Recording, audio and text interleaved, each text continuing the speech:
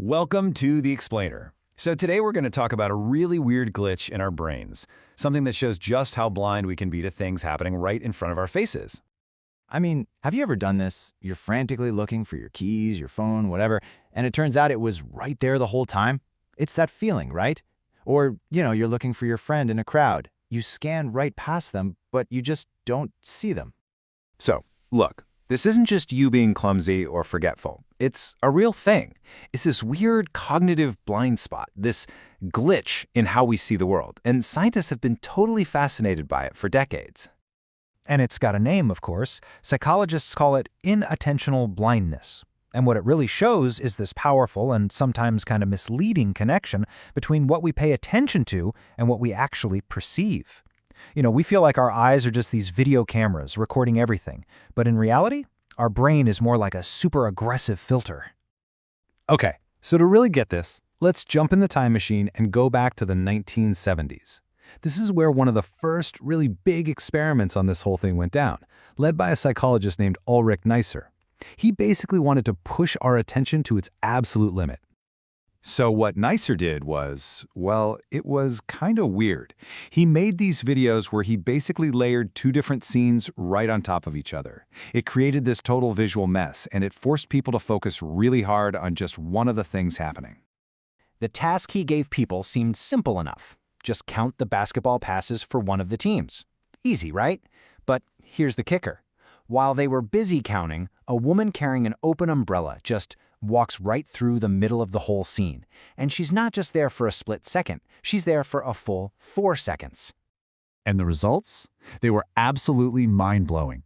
Only 22% of the people, that's just 6 people out of 28, actually said they saw her. The rest? They were so zoned in on counting those passes that a woman with an umbrella was, for all intents and purposes, completely invisible. Okay, but some people were skeptical. They said, well, of course they missed her. The video was all weird and see-through, right? Maybe it was just the strange look of it that threw people off. And that skepticism is what led to what is now a totally legendary study from 1999 that really put this idea to the test. So 2 researchers, Daniel Simons and Christopher Chabris, decided to redo the whole thing. But this time they filmed it 2 ways. They did one version that was transparent like the old one, but they also did a normal, live-action video. And the job for the viewers was exactly the same, just count the passes for one of the teams. So picture it. You're one of the participants. You're completely locked in. You're counting every single pass, trying to get that number right. You're super focused. So what do you think they missed this time? Yeah, they missed this. A person in a full-on gorilla costume strolls into the middle of the players, stops, and then just walks out the other side. I mean, you literally can't make this stuff up. It's hard to think of anything more obvious or more out of place, right? And yet, an absolutely staggering 46% of the people watching never saw the gorilla. Let that sink in. Almost half of them were completely, utterly blind to it. So the big question is, why? I mean, how on earth do you miss a gorilla? The researchers started digging into the results to figure out, okay, what was the secret sauce? What made the gorilla visible to some people and totally invisible to others? Well, first off, it really mattered how hard their brain was working. When the job was easy, just count all the passes, about 64% of people spotted the weird event. But when they made the task harder, like, okay, now you have to count the bounce passes and the air passes separately, that number plummeted to just 45%. So rule 1, the harder you're concentrating, the more blind you become. And remember that criticism about the weird, transparent video? Well, the video style did make a difference. People were definitely more likely to see the gorilla in the normal clear video. But, and this is a big but, even in that version, a full 1/3 of the participants still missed it. So nope, it wasn't just about the weird video. Okay, but this next part is, for me, the most interesting bit. It's all about similarity.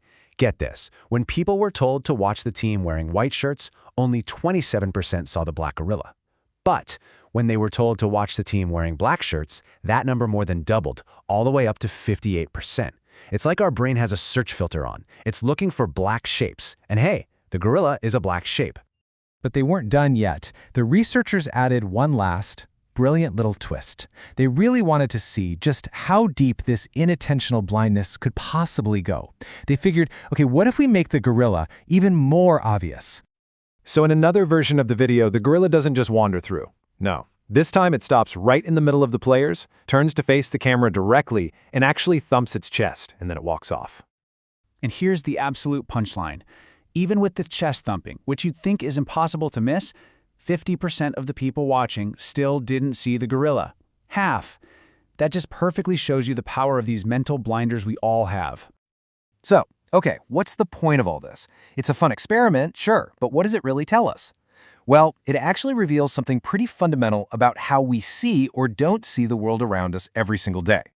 We all kind of walk around with this feeling that our eyes are like high-def video cameras, just taking everything in. But the reality, as the study shows, is that we only really perceive and remember the stuff we are actively focusing on. And you can see how this has huge real-world implications, right? Think about things like driving a car, or how reliable an eyewitness at a crime scene really is. And really, that's the big idea here.